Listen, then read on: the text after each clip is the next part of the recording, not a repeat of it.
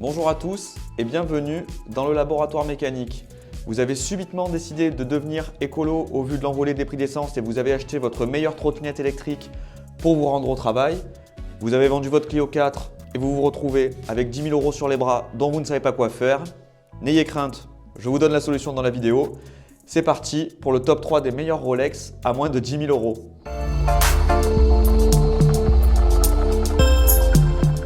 Dans le monde de l'horlogerie, et plus précisément dans celui de Rolex, on pourrait s'attendre avec 10 000 € à avoir droit à tout, et en réalité ce n'est clairement pas le cas.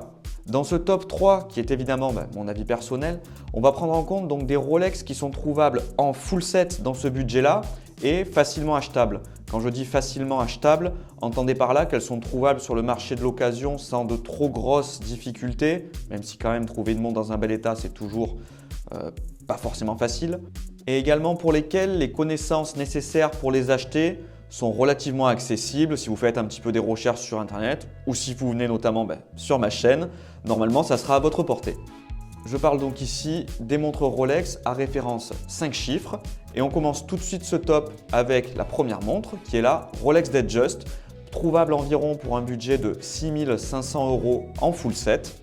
Il en existe une multitude de versions, plus que ses homologues GMT ou autres Submariner, et notamment donc de par la variété de tous les cadrans qui sont disponibles sur cette montre. Vous pouvez vraiment avoir toutes les couleurs possibles et imaginables.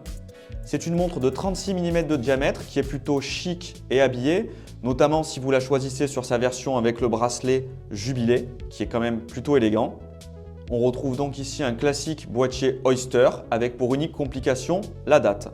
Si je devais choisir une version en particulier donc pour ce top, je partirais donc sur une référence 16234 avec comme configuration un bracelet jubilé, la lunette donc cannelée en or blanc et un cadran silver. C'est vraiment la configuration passe-partout qui plaît à tout le monde, c'est une valeur sûre. C'est un peu comme si vous preniez une configuration sur une Ferrari, extérieur rouge, intérieur noir, c'est un classique.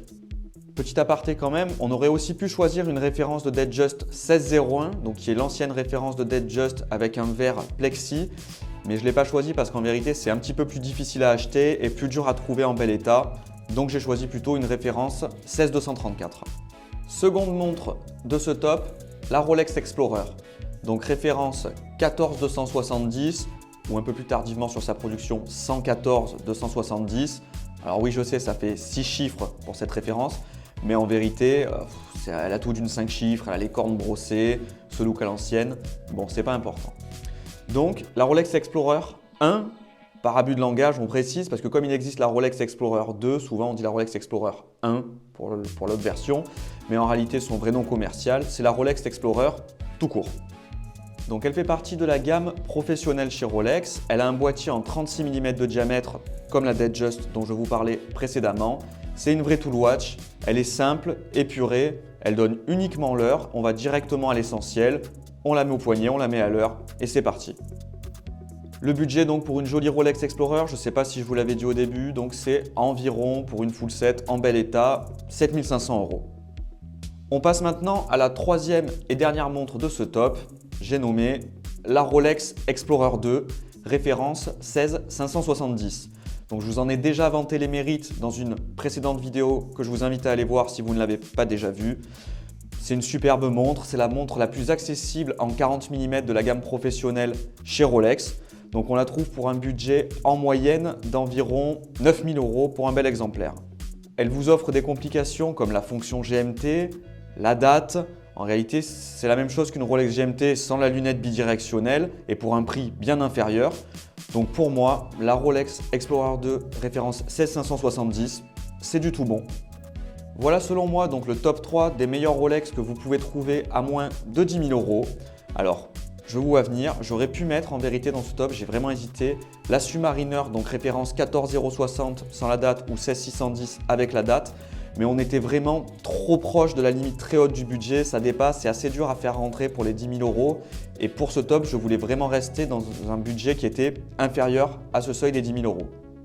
N'hésitez pas à me dire, vous, en commentaire, quel Rolex vous auriez vu dans ce top à moins de 10 000 €. Si mon contenu vous plaît, n'hésitez pas comme d'habitude à me soutenir en vous abonnant à la chaîne et en likant cette vidéo.